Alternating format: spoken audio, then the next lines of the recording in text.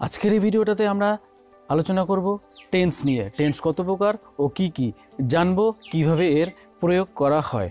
তো আপনারা যদি প্রথমেই চ্যানেলে এসে থাকেন এবং ভিডিও দেখে থাকেন তাহলে অবশ্যই সাবস্ক্রাইব করে বেল আইকনটিকে প্রেস করবেন এবং আগামী দিনে আপলোড করা কোনো ভিডিওই আমাদের এই চ্যানেল থেকে আপনার মিস করবেন না। তো আশা করি আপনারা মন দিয়ে ভিডিওটি প্রথম থেকে লাস্ট অবধি দেখবেন এবং বিষয়টি ক্লিয়ার করে নেবেন যে টেন্স কত প্রকার, কি কি, এবং সেই টেন্সগুলোর আরও কী ভাগগুলো আছে এবং সেগুলোকে কি কি বলা হয়। সো প্রথমত টেন্স সাধারণত তিন প্রকার, যাকে বাংলায় কাল বলা হয়।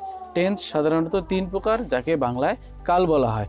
মনে রাখবেন টেন্স তিন প্রকার: প্রেজেন্ট টেন্স, পাস্ট টেন্স এবং ফিউচার টেন্স। কি হয়? প্রেজেন্ট টেন্স, পাস্ট টেন্স এবং ফিউচার টেন্স।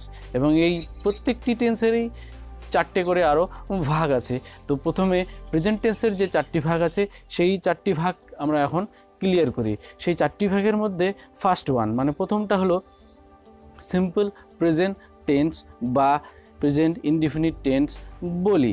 আর সেকেন্ড ওয়ান হলো present continuous tense, third one present perfect tense এবং fourth one present perfect continuous tense. তো এই চারটি ভাগ হলো প্রেজেন্ট টেন্সের মধ্যে পড়ে। আর এবার ফিরে আসি পাস্ট টেন্সের যে চারটি ভাগ। সেই চারটি ভাগ হলো পাস্ট ইনডিফিনিট টেন্স বা পাস্ট সিম্পল টেন্স আপনি বলতে পারেন, আর পাস্ট কন্টিনিউয়াস টেন্স, এর পরেরটা পাস্ট পারফেক্ট টেন্স এবং fourth number past perfect continuous tense.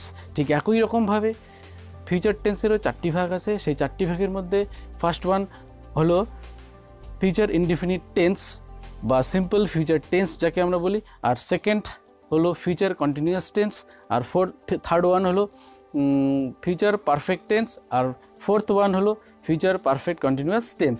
তো এই চারটি করে ভাগ আছে প্রত্যেকটি টেন্সেরই, অর্থাৎ প্রেজেন্ট পাস্ট ফিউচার টেন্সেরই চারটি করে ভাগ আছে। টোটাল এই ভাগগুলিই আছে 12টি টোটাল। তো আশা করি আপনারা এই বিষয়টি আপনাদের ক্লিয়ার হয়ে গেল। এবার প্রেজেন্ট টেন্স বলতে আমরা কী বুঝি? প্রেজেন্ট টেন্স বলতে আমরা বুঝি যে কাল বর্তমানে সম্পন্ন হয় বা করা হয় বা এখনও হচ্ছে, সেটা প্রেজেন্ট টেন্সের মধ্যে পড়ে। আর পাস্ট টেন্স বলতে আমরা কী বুঝি? কী করে আইডেন্টিফাই করব, কোন সেন্টেন্সগুলোকে আইডেন্টিফাই করব? পাস্ট টেন্স বলতে আমরা বুঝি যে কাজগুলো বা যে ক্রিয়াগুলো অতীতকালে সম্পন্ন হয়ে গিয়েছিল, এখন আর হচ্ছে না, অতীতকালে শেষ ওটা। তো সেগুলোকে আমরা পাস্ট টেন্সের এক্সাম্পল হিসেবে ধরে নেব। আর ফিউচার টেন্সের এক্সাম্পল কি হবে?